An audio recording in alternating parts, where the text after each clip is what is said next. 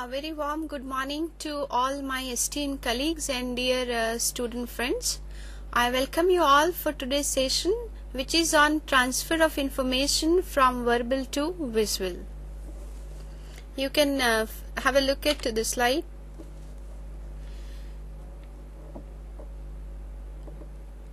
Transfer of information from verbal to visual. The learning objectives are: at the end of the session, you will be able to understand the usefulness of visual aids. You'll get familiar with a variety of visual aids. You will learn to use them effectively, and you will realize the shift from verbal to visual. The contents which I will be discussing in this 50-minute session is introduction. The second is purpose of using visuals. The rest are importance of visual aids, types of visual aids, their effective use, general tips of using them, and the last one is conclusion. Now introduction. Let me define the terms which are there in the title, the subject title. Transfer of information from verbal to visual. Friends, we human beings, we communicate, and that's the only reason we exist. While communicating, we transfer information. Communication has got two basic forms. One is verbal and the other is non-verbal. Now, what is verbal? Verbal is something where we use words, language, which can be oral or it can be in the form of written. Now, the title of the subject is transferring information from verbal to visual. So, from language to using visual aids. Now, what is a visual aid? We have already talked about what is verbal. Verbal is something where we use words or language in the form of either oral or written. Then, what is a visual aid? A visual aid is an object or representation that may be used to clarify or enhance understanding of a concept or a process. And the best way to ensure success in learning is to present information in different formats for different learners. So we use a visual aid because if we refer the dictionary, if we look up the dictionary, the term AID would mean a supportive tool. So a visual aid is something which supports our presentation for the better understanding on the part of the learners. Now, what is the purpose of using visual aids? There are mainly three purposes. Number one, we use visual aid to support our presentation. We use visual aid to enhance the message for better understanding, as I have just talked about. And the third one, which is very important, is we use visual aid to provide interest and change of pace. Now, change of pace from hearing to seeing. What is the significance? What is the importance of using visual aids? Why there is a shift from verbal to visual or from hearing to seeing? Number one reason is it multiplies the level of audience's understanding. When we use visual aids, with the help of visual aids, we demonstrate the things which we are explaining. The message we want to convey, we can demonstrate. So along with description, we are also using demonstration. The second one is visual aids involve audience through the shift from hearing to seeing. When it comes to the sense of sight from the sense of audition, it's a human tendency again to get involved in what is going on. So that increases involvement from the side of the learners. It also adds impact and interest to a presentation. Obviously, whatever you are talking about, whatever you are discussing, if you can show it to the learners would be more interested, and that would leave a kind of everlasting influence in the mind of the learners if they can see something and learn. The next point, so far as importance of visual aids is concerned, it reinforces main ideas, and the last one is it helps the audience retain information. This is very important. If you learn something by looking at it, by watching it carefully, by observing it attentively, then you can learn it in a better way, and that can be restored in your memory forever. Because we remember 10% of what we hear. This is a study undergone by a researcher. 10% we remember, 10% of what we hear, 35% of what we see, and 65% of what we both hear and see. And you can see on your screen, you can see the effectiveness on audience retention of information. The chart is there in front of you. 10% retention of information orally, 35% retention of information by using visuals alone, and 65% of retention of information through visual and oral. Well, this is not how transfer of information happens. Then how does it happen? The next question would be like that. It happens like this. Can you see the image on your screen? Transfer of information. Attention through seeing, through sense of sight, and you see the attention through sense of audition, which is reaching to the long-term memory. There are two memories, short-term memories and long-term memories, which is explained in the next slide. Your presentation of verbal explanation will reach to your mental representation of verbal system and to short-term memory, and there below you have presentation of visual explanation. You can see the difference. Visual explanation reaches mental representation of visual system and thereby long-term memory, and you can see the results in your performance, which is more effective, verbal or visual. Well, further talking about importance of using visual aids, there is an article in a magazine which stated that the next decade will be the shift from words to images in communication. So there is a paradigm shift from words to images. Visually rich training materials keep the eyes busy and therefore the brain more alert and active to learn information. If your mind is engaged in watching the visuals and getting them understand in a better way, your eyes are already busy, your mind is alert, and you become active and you are engrossed in grasping the information, in comprehending the information. And it is why the researchers have also found out that 83% of human learning occurs visually. 83%, I am repeating, 83% of human learning occurs through visual images. Well, let us talk about the types of visual aids. We have already discussed the importance and the purpose of using visual aids. Now, what are the types of visual aids we can use in our presentation to make it effective? Number one, which is very common in use, is whiteboards. The advantages of using whiteboards are one is most presentation rooms have one. Many of the classrooms, almost all classes have whiteboards or green board or blackboard, and many presentation rooms also have whiteboards. Number two is it's easy to list points arising in a presentation immediately. Usually we use whiteboards or green boards or blackboards for subjects like mathematics or statistics or physics or chemistry. We also use whiteboards for brainstorming session, just to jot down the points which are arising during the course of discussion. The next two whiteboards is flipboards, also known as flip charts. Flip chart, the advantages are we use flip charts for permanent record.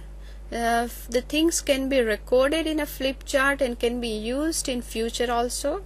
Number 2 is flip charts can refer back to points illustrated previously. As I have just said that the information is recorded in a flip chart, so we can use it again if we want at the end of the session for revision.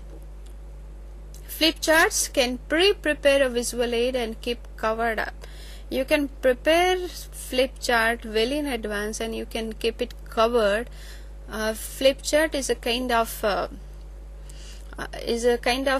board. It's a kind of chart which has got leaves of papers, leaves of pages, which you have to flip, which you have to turn over. As in when you explain the stuff, you keep on turning the pages over and the things are displayed on the screen. Flip charts are very clean and tidy. They can introduce variation of color very easily. You can use different colors in flip charts. You can have sketches, drawings. You can have everything on flip chart. I would like you to look at the flip chart, how it looks if you are not familiar. It looks like this. So there are leaves of papers. You just keep on turning it over and the things will be displayed to you and to the learners. The next one we have is, so we completed 2 visual aids, whiteboards and flip charts. The third one is overhead projectors. You can see the image also where we display transparencies, and they are easy to use with practice beforehand. They are professional impression, they carry professional impression. We display transparency on our overhead projector. The greatest advantage of using this transparency projector is that you can face the audience and still you can display the things on the screen and can explain them, can restore the data. So as I'm repeating, the basic motive behind using the transparency projector is that the things are stored, already typed or printed out on a transparency which you are putting on the overhead projector, which is displayed on the screen, and you can face the audience and talk. After overhead projector, the next we have is samples and models. Now samples can be passed around the room involving a sense of touch. So far we were discussing, when we talk of verbal and visual, we were discussing seeing and hearing. You hear, you listen and you grasp, you comprehend information. You watch something and you understand and you learn it. Now the third one is sense of touch is also there when we use samples. You can pass on the samples, different samples. We have mathematical samples, models in the mathematics class. You can pass them on to all the learners, let them touch individually, let them have that feel of touching, experiencing or learning the models, the samples. Very familiar example of model is like you can have a fictitious small version of the original plan of a building to be constructed. You can have that model in the front yard of your office, and people can while coming and going, people can have a look at of that model and can get an idea that the building to be constructed would look like this, and they can touch also. That's an added interest. The third example of the third advantage of samples and models is you can give people examples of actual things they will have to deal with. If I am dealing with a triangle, I can have a model of a triangle, I can have a sample of a triangle, I can touch all 3 sides of the triangle, and I can understand, a kid can understand what a triangle is, how it looks. Now next is charts. We use charts particularly for quantitative data. If we have got quantitative information, if we want to show our learners figures, then we can use different charts. You can see different charts on the screen. I'll give you an example. Like this is a chart where I have listed down the details regarding Intercollegiate Youth Festival participation in the year 2008-2009. So which students of which class they have participated, what is their maximum participation, like first year students participation, second year students participation, third year students participation. Like first year students have participated, their participation is that of 18%, then second year students participation is that of 33%, and likewise. So if you have figurative information, you can always go for charts. They are easy to understand. You can use different colors also. We can have another example for using chart, column chart we have here. Here there is fictitious information regarding the first internal, second internal, third internal results of first year, second year, third year BBA students. What was the first internal result of first year BBA? It's around 80. First internal result of second year BBA is above 70. You can see that on your screen. First internal result of third year BBA student is above 90 and less than 100. You can clearly watch it on your screen. These are the examples of using charts. Now we can have pictures or images also. The biggest advantage of using a picture or an image is if you have got a description with you, but if you want to relish that description along with demonstration, you can always go for pictures and images. For pictures and images, I have taken example from literature like this. Now here is a poem written by Robert Frost. It's a very popular poem. The title of the poem is Stopping by Woods on a Snowy Evening. Now you got this poem with you. The description is already there. The information is already there. The text is already there. If you want to make your learners understand this in a better way, you can always give them a visual like this, where there is, you can see a forest, woods, the woods covered with snow, and you can see the evening time, the sun is setting. Because in Indian topography, if we do have woods, your learners might have visited woods also. They are also familiar with setting sun, but they must not have visited woods which are covered with snow. So let them have this feeling of how snowy woods look in the sunset, during the sunset. After pictures and images, the next one we have is slides, films, videotapes. We use multimedia. Multimedia has got several greatest advantages of it.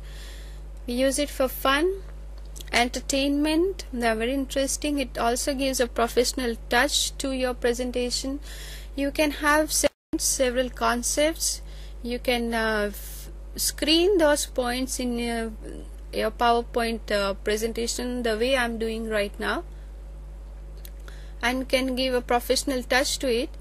You can new slide projectors are highly flexible. You can have several varieties like insert and animations. You can always go for tables, charts, diagrams, graphs. Everything is available on a PowerPoint presentation.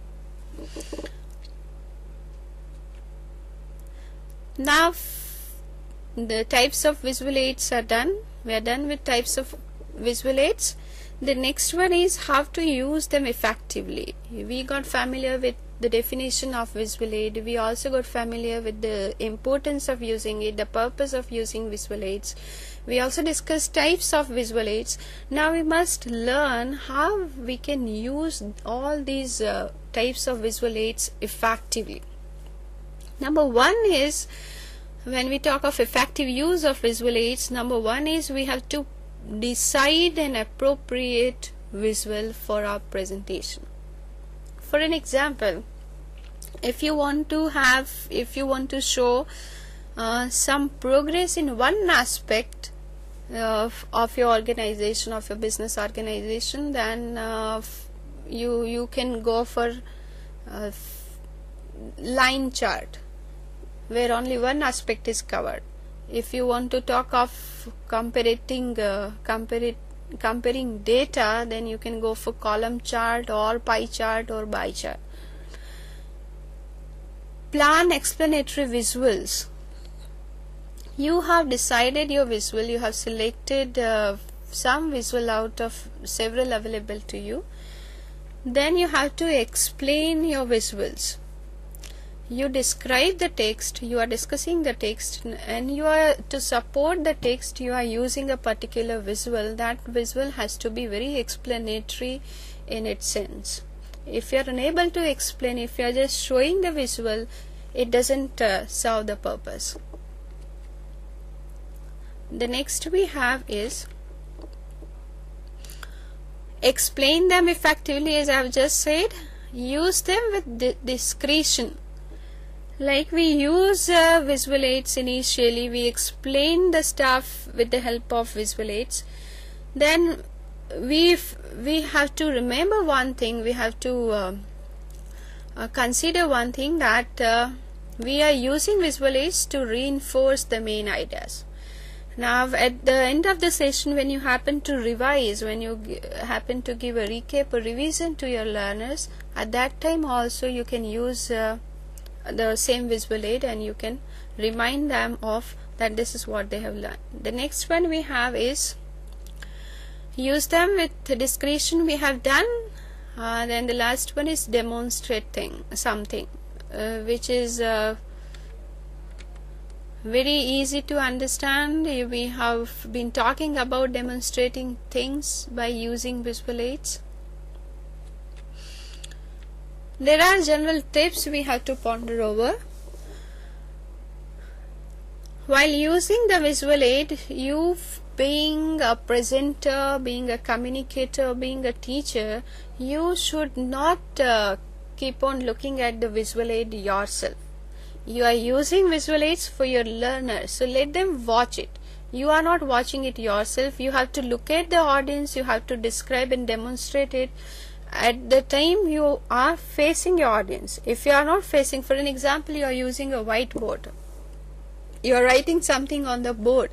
At that time you are not facing your audience, so don't speak while writing something on the board. Once the writing is done, when you are facing the audience, then talk, because there are chances that your voice might not be audible till the last bench. The next is general tips. Talking further about general tips is use color. As I already said, if you are using pie chart, bar chart, column charts, if you are using, then you, even with flip charts, you can use different colors to highlight different aspects of information. The next we have is keep hidden. Now let your visual aids be in the hidden part. You can disclose your visual aid at the time of using it. Don't disclose it in the beginning, otherwise your learners pay attention to watch it. They won't pay attention to what you are saying, to what you are speaking. So their attention is diverted, their mind is diverted. So you just disclose the visual aid at the time of using it and not before that. The next we have is show once then remove. If you have used visual aid once and then you remove it or you put it aside if you are going to use it again, but once shot, then you have to put it aside, or if something is written on the board, you have to remove it, you have to wipe it out. Otherwise the students again, the learners again would keep on looking at what you have written, or would be busy watching what you are showing them, and the next point which you are discussing, which you are describing, they'll skip that. Their minds again are still stuck to the visual aids you have already shown, and which is of no use now. If you are using it later on, then you can put it aside and can use it at the end of the session for revision or recap.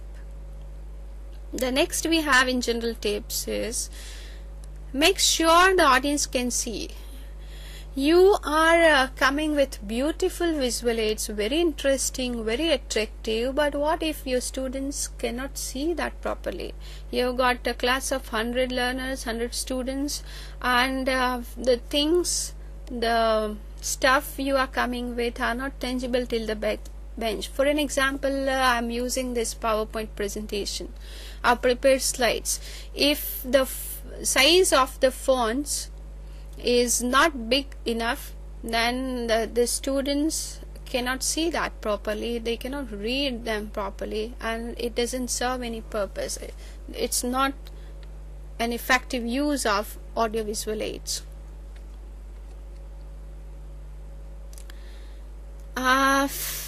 Well, concluding the session, I would like to quote a statement by Paul Martin Lester. He says, "Something is happening." I quote, "Something is happening. We are becoming a visually mediated society. For many, understanding of the word is being accomplished, not through words, but by reading images." Now, some or the other thing is happening in the world, and we are becoming a visually mediated society. That is what Martin believes. And for many of us, understanding of the world or understanding of the happenings in the world is being accomplished not through words, not through hearing, but by reading images. That means but through seeing and not through hearing. So you can see the shift from hearing to seeing, the shift from verbal to visuals. Let's go to the next slide. What is there? And that's the title of a book I have gathered. Effective Communication Skills. Never be stuck for words ever again. If you want to adopt, if you want to implement, if you want to learn, if you want to be good in, or if you want to have good command over effective communication skills, then you should not merely stuck to the words. You can always go for something beyond verbal, and something beyond verbal is visuals.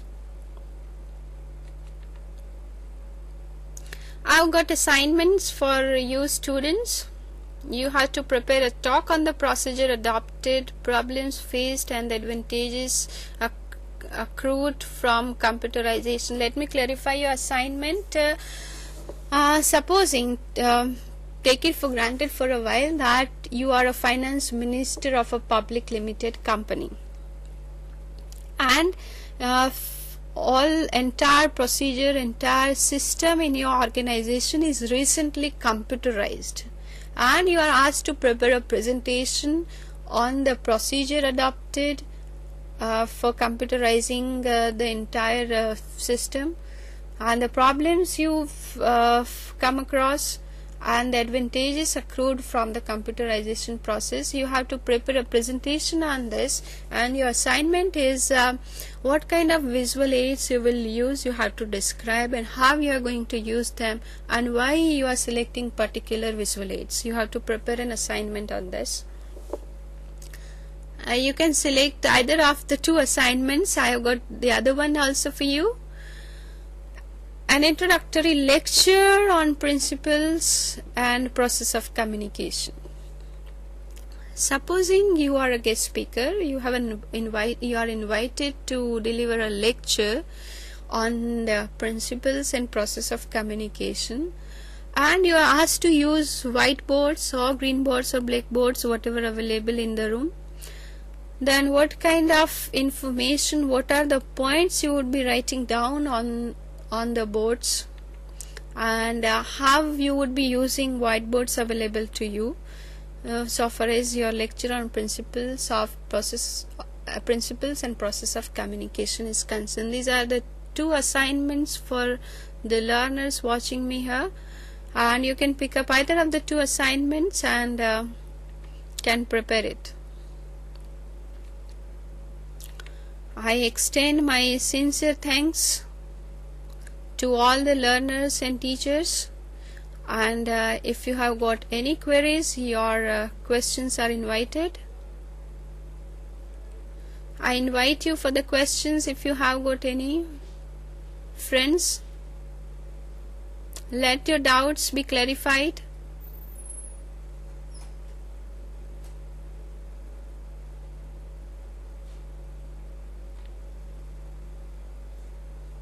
Can I invite you for the questions? Okay, thank you friends. Have a good day.